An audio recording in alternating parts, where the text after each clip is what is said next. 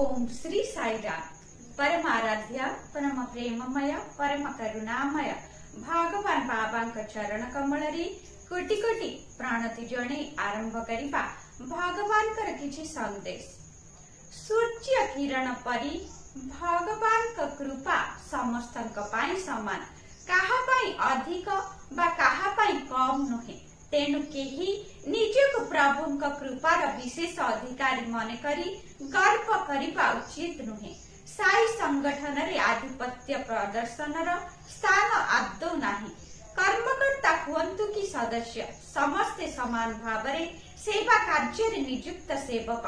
एही संगठन सेई मानक पाई उद्दिष्ट जो माने निष्ठापर और निस्वार्थपर सेवा पाई निजको उत्सर्ग करिछन्ति। भगवान सेथिलागि सबुबले कहन्ति समस्त को भल पाओ, समस्तकर सेवा कर। शुभ सकाळ, आपणकर दिनटी मंगलमय हेउ। जय साईराम।